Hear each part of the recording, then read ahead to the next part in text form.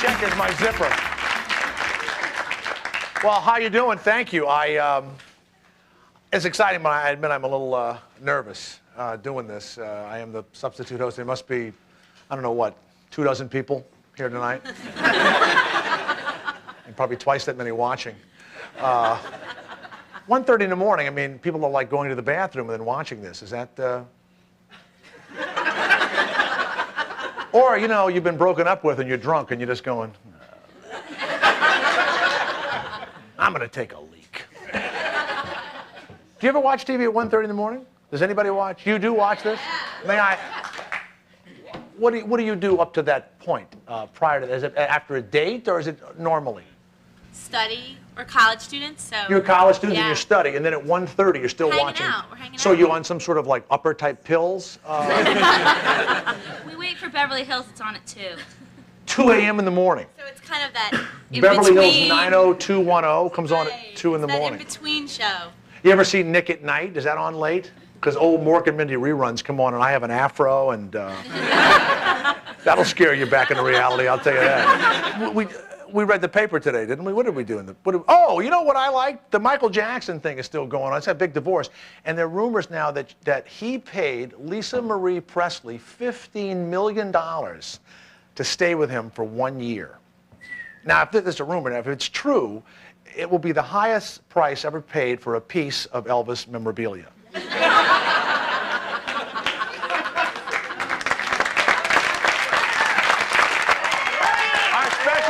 Is an old friend of mine, Pam Dawber. We'll be back with Pam Dawber in just a minute. Thank you. You're too kind.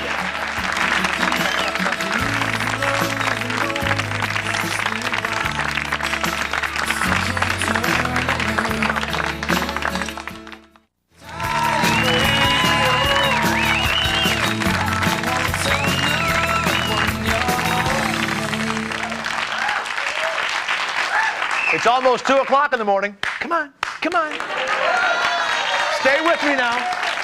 Stay with us. My guest tonight starred in a popular TV show, My Sister Sam, that was produced by Diane English, who went on to do Murphy Brown, and of course Love and War, that I guess you didn't watch enough of. I met her when we were doing Mork and Mindy, and she was Mindy, and we worked with, you know, Robin Williams, who's reduced to wearing dresses in movies. I'm sorry. It's not the career I would have chosen. But upcoming series Adventures from the Book of Virtues, I believe is on PBS. I invited her because she's a great friend and someone that you should all meet too. Miss Pam Dawber.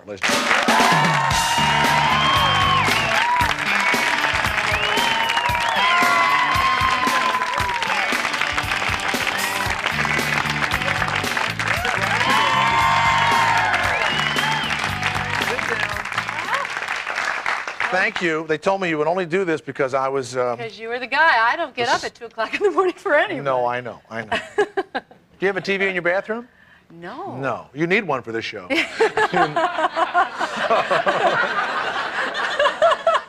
let's see what he's doing.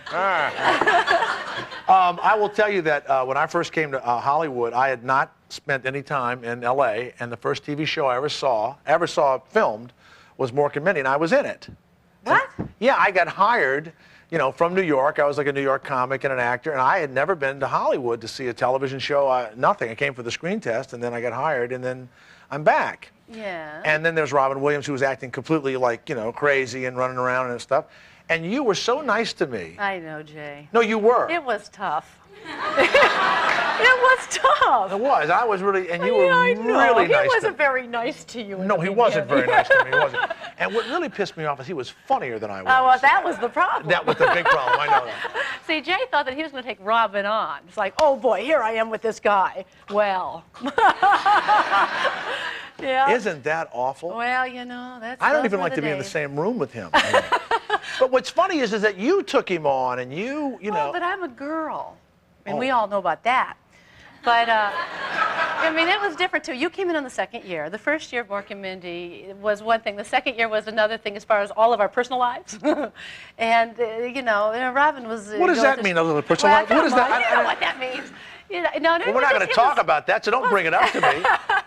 Well, no. It's just, it was a more difficult time. It was a little more turbulent. And the other producers had changed the format of the show, and Right. they brought you and Gina in, and, Right. and it was tough. Then It they was canceled tough. 5 people to bring in Jonathan Winters. I know. Yeah. Well, they canceled. What they did They is painted canceled. over my parking space and sent me home. I know. But you know, they painted over Conrad Janis for you, which was really a dirty trick. Oh, great. Now, you know, I can't win with her tonight. But I will tell you this God. right now, that when I got there, I had watched you on television and stuff, and I would sit and would talk to you sometime, you know, and you were very, very nice. And I had this crush on you. You did. And you would do this, see? Oh. And that would make me think you liked me. But you always dated like big, tall, handsome guys. Nope. I know. We know who we're talking One of my about. best friends dated you. Yes. Who Do eventually. you still see him? Yes, I do all the You time. do? He introduced me to my wife. No kidding. She had dated him. No kidding. Yeah. Sorry. This is getting too personal. Well, you know, it's the 90s, you know. Yeah, absolutely. And so then I picked up this magazine 10 years ago, and you married. Oh, God. He was called the sexiest man. Alive. Alive. I actually thought it was in the world. I haven't seen it. I thought it was in the world. Well, do you know I came in second? You didn't. Oh, yeah, and it really ticked me I'll off. And tell then, you. now, were you married when this came out? Were you married? No. And you know what? I remember when I saw that I was in the Beechwood Market grocery shop. Did you know him then? No, I didn't even know who he was. What I did would you get think? marked. What did you think? I You thought married the guy. Listen, I thought when I truly remember where I was because I had never seen anything like that. You know, I have one of these as a joke in my house. You do it with your face on You it? buy them in the little stores, you know, the sexiest man, and then there you are, you know, your face is in the... I remember when I saw that, I thought, how embarrassing for this poor guy. The sexiest man alive? I think it was the first year they did that or something, or I had never seen it before. No, the sexiest man alive, and he I was on know, sale and I thought, elsewhere. who is this? Oh, this poor Mark Harmon. I feel so sorry for him. How did you meet him? I was fixed up by Gina. Gina Hecht, who played my sister on the show. Yes. And then your ex-boyfriend fixed me up with my wife. Yes.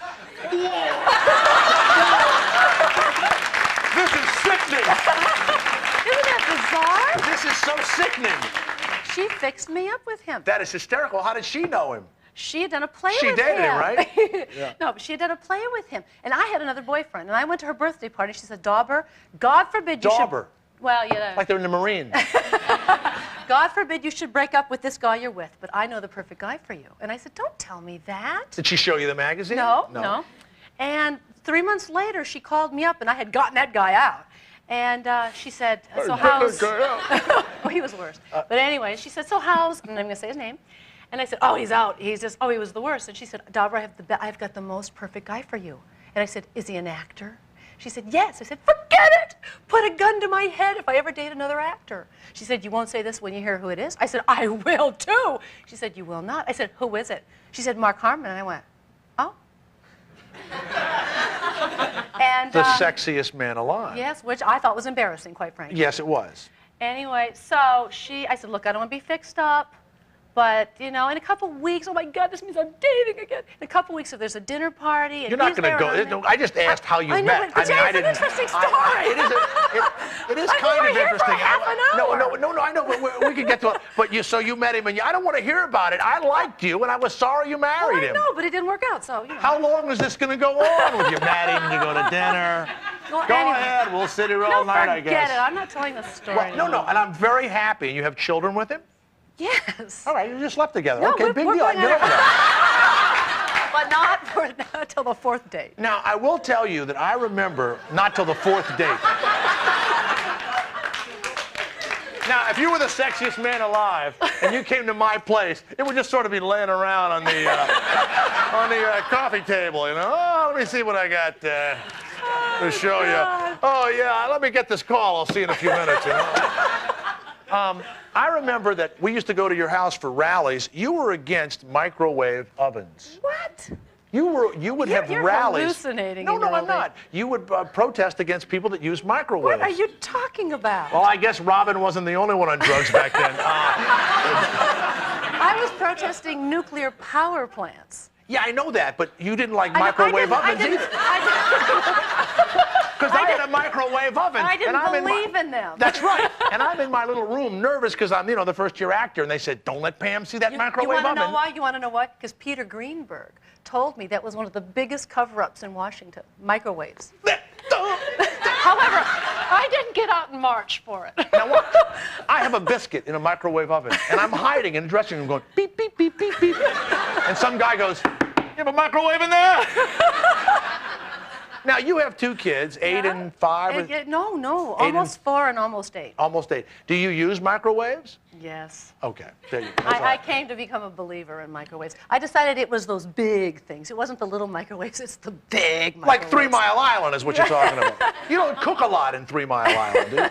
Well, you warm up in microwaves. Well, you know, speaking of incidents, you and your husband, the sexiest man alive, saved a guy who crashed in front of your house in a car? Yeah. Now, this is a story that I just read about in the paper, but I'd like to hear the long version of it. Oh, great, thank you. Well, I'm not in the mood. Hold it. That's my wife's line. The guy with the joke cover. Do we have time for the long? I mean, this is. Yeah, only the thing is, it's not really a funny story. It's a serious story. It's better than the thing about dating Mark Harmon. Trust me. Okay, those that you people went to want to hear Susie's it. party and Peter Greenberg and a whole Okay. deal. No, seriously, we live in a residential area in Brentwood, and about 7:45 at night. Were there houses? Other houses? Is that what you Yeah, mean? houses next to a house next to a house. Right. And we heard this. This is a long story. Anyway, well, I heard this, but it didn't sound like. It sounded to me like somebody's roof had slid off their house. Does that happen a lot in your neighborhood? All the time in our neighborhood. But anyway, so Mark said, "Did you hear that?" I said, "Yeah, it came from out front." So we walked up front. We have, you know, our little gate and our driveway gate. What was it that had happened? Well, it was a major car crash, but we didn't know. Right. And when you see, I know the story. I just want you to tell it. All right. So I walk up. My neighbor's hanging out of her window. What's her name? Oh, no, you get me in trouble if she's watching this show. No. So anyway, I looked this way, you couldn't see anything. I looked that way, you couldn't see anything. Mark walks back in the house, and I see some people kind of looking tentatively down there. So I walk down there, and this man says, Did you see that car was going 80 miles an hour, just took out the neighbor's gate? I said, what? So I walk a little farther, just past our driveway, and the neighbor's gate, and I mean it's a major gate with a huge pilaster. Where was the car? Oh, shut up. 20 feet up the driveway is this upside-down car on fire with flames coming out of the wheel wells. Well, now, this is the story. You want the gory detail. Now I want to hear this. The car's on fire. All right, so there's a guy standing there. Where was he? Where was he? In the house. Aha! Did you rush to his arms? No, listen, I was really the quick-thinking little female here, okay? Okay. So I approached the car, and I said, is there anybody in there? And a guy's in there going, I'm on fire, I'm trapped. So I was He says, I'm on fire, I'm trapped. I'm trapped. He's trapped in the car, and it's on fire. Are you sure this isn't a TV movie you've done? I'm not telling you the I'm story sorry, anymore. go ahead. I don't want to...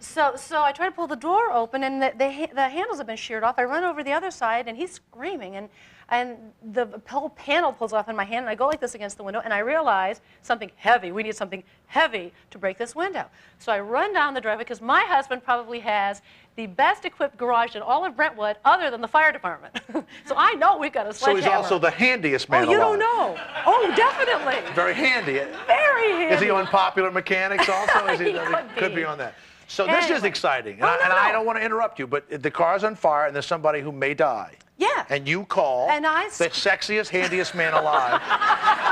At the top What did he bring? lungs. What equipment did he bring? Well, I screamed, get a sledgehammer, we need a sledgehammer, get it. And he's way at the front of the property, and I hear him going, what?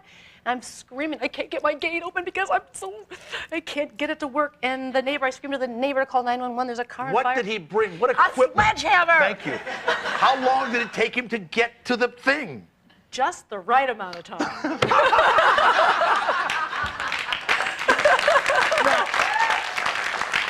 He came, all right, the gate opens, I run past him, he's a blur, there's no time to waste. I'm going now for the fire axe that we happen to have in our garage. He runs by. You have a fire axe? Yes. And he has a sledgehammer. Well, he runs by me, I don't know whether he's got it, but there's no time to explain it. And by the time I get out, because now I'm closed and I can't get out. I've got my fire axe, I've got no gate key. You're now in the car? No, I'm in my yard, I can't get out of the yard. You're locked in your yard yes, now. with a fire axe. and unable to get to the flaming car. Right. Okay. So when I finally get out the gate, I see him dragging this smoky body down the driveway, and the car is engulfed in flames. And then the car blows up like 30 feet into That is the like trees. in the movies when you just get away and blew up. What happened to the guy? Well, Mark, with a sledgehammer, blew out the window. Can he hit him in the head and knock He him? told him to turn his face away. Oh, good. Okay. And it was a miracle. The whole thing was a miracle. Is he alive? Is he okay? Oh, yes. Because I don't want to make fun of that. He's a 16-year-old guy. I mean, these were 16-year-old kids that are going 80 miles an hour in a residential neighborhood. And the fact that they are alive is a miracle. But he got him. I'm telling you, if 10 seconds had gone by, that kid would have been incinerated. What did the neighbors do? I don't want to say. I don't want to be alienated by my neighbors. But you said, you started to say. A lot of people were watching. And they didn't have hammers and they didn't have axes. There you go, and that's the truth. They didn't have the handiest man alive. Living next door with a well-equipped garage. Pam Dawber will be back with no telling how long a story. That's so funny.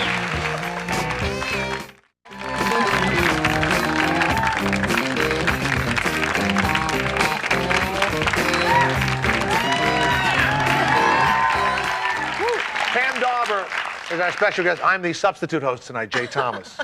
How are you? Pam, when I first met you, you had been successful as a model. And we were talking to my friend William H. Macy. I say Bill Macy, they think, oh, you had Maude's husband on? You have to be like 90 to get that. But you didn't just start out like as an actress immediately. I mean, all of us have gone through our little trials and tribulations. You were was it a car show model? Oh, God. Yes. Did you like do with the can you do it?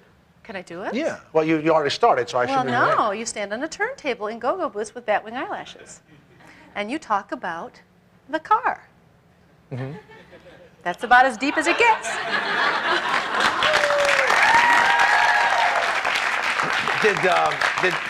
Did that help you with the crash? I mean, did you come out and go, No. sexiest man and handiest man of the year? Now, saving person over here. No, these were the legitimate auto shows that traveled all around the country. And, I'm from the Detroit area, and it was a great paying job I was a teenager, and they wanted a teenager to introduce the Pontiac Firebird. It was sort of a whim. I was going to college as an art major, and the lady that lived next door to my mother was a trade show model and asked my mother if I would want to audition for this, and I said, sure. Did you go to New York? Did you go to Europe? I traveled. I went to New York. And you played a nun on television. Yeah, that was my first pilot. And you were also, somebody said, in the commissary wearing the nun's habit when Gary Marshall saw you? No, I don't know where these stories come from. Well, that's a good story. You should keep that one. Okay, well, we'll pretend that really happened. I'd like to say I was dressed as the priest when they discovered me. No, but what happened, well, the whole Mork and Mindy story is so bizarre anyway. That's why I believe in fate so strongly, is that they never auditioned me. They knew they wanted Robin, and they wanted Robin on the network that fall because he had done a Happy Days episode and had made such a big splash, and they'd gotten all this fan mail for him just from this little starring episode. It was the biggest amount of mail ever received by a performer in one episode. That's right. Of a television show ever in the history of time. Right, so they were desperate to get him on the air that season, and I guess they'd been auditioning girls and they couldn't find anybody. And I read about it in the trades. I never heard of Robin Williams. I didn't. So the first time you worked with him, you were on the stage with him working. First time I worked with him was on the stage. First time I met him, we were doing publicity for Mork and Mindy. And They flew me into L.A. Now, did you have stage fright or anything? Are you crazy? I didn't know what I was doing. I was so nervous. Howard Storm would say to me, the director. Pam. Yeah. Oh, and I mean, truly, I learned my craft on Mork and Mindy. In fact, I just showed Mork and Mindy for the first time to my 7-year-old and sat there with him and was embarrassed by my performance. I sat there going, oh, I'm so embarrassed that he's watching this. What did he think of it? He didn't get it. He kept asking me He didn't get Mork and Mindy? He didn't get Mork and Mindy. Maybe not the smartest guy. Maybe we're not talking a lot of, mental genes being passed. Is the kid handsome? The little boy really handsome? He's a cute guy. He's a cute kid. He's very smart. We'll come back and talk more about the geniuses in Pam's family.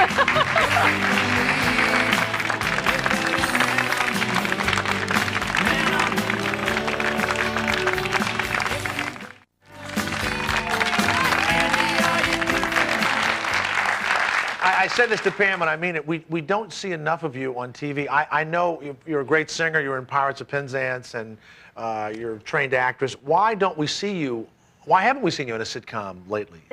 My family is the most important thing at this point. And it's been real important to me to be around for the kids. Doing a couple TV movies a year has been perfect for me because that's a 19-day schedule. The kids can come visit. Everything's out of town now. So you go back and forth, and it's not disrupting your life. Will you do another sitcom?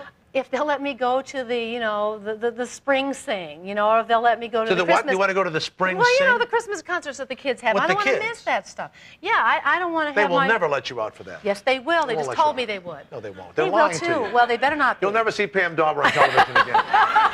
No, I I'm think Jay they Thomas, will. and you may never see me on television again after this week. Thank you.